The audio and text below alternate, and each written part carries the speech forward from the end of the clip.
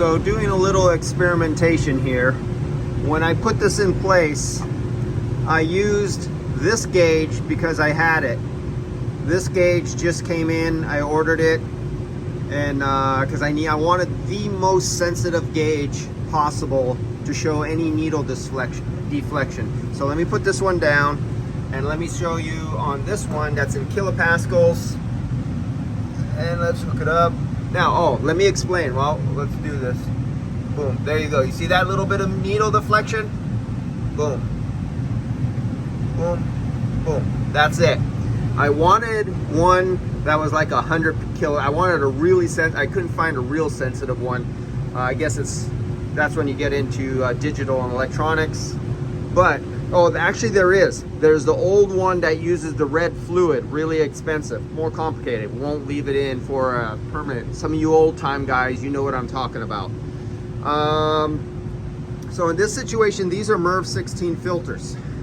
This is, I think it was 16 by 30. 1, 2, 3, 4, 5, 6, 7, 8, 9.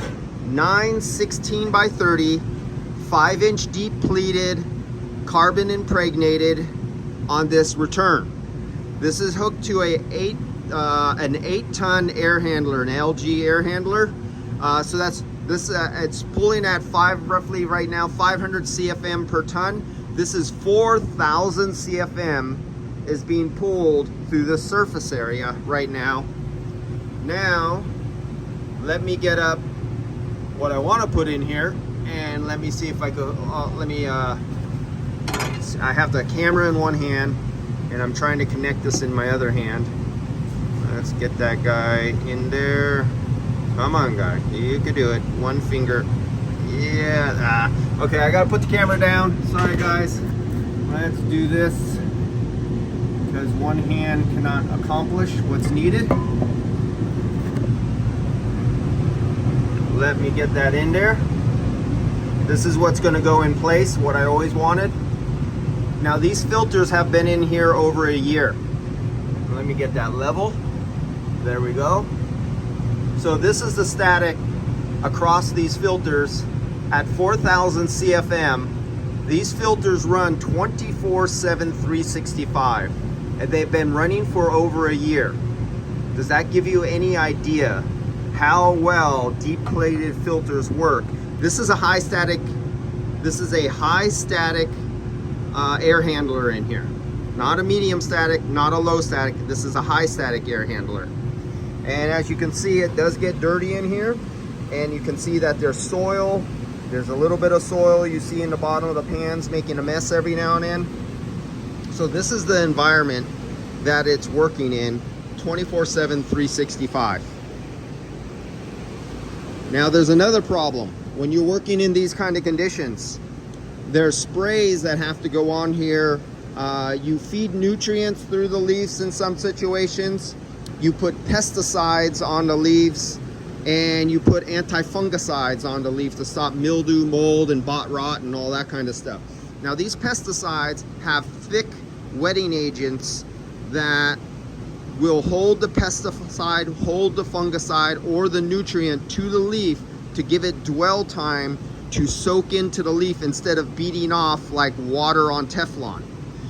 So sometimes they forget to turn off the filters, and when you put suffocants that are either oils, soaps, or glycols, something like that, they will coat the fine fibers that are in here and start restricting and clogging your filters up. This is why you don't want to use 1-inch thick medium, 2-inch thick medium, 3-inch thick medium. You want to just jump right all the way up to 5-inch or 7-inch or even more medium that has a lot of pleats in it. You don't want to buy a filter that only has, like you can see, this is, I think it's 50 some pleats in here or something like that along there. You don't want to buy one of those cheap filters that say they have a high MERV rating and you only have like 18 pleats across. They cheated you on material. You don't want to do that.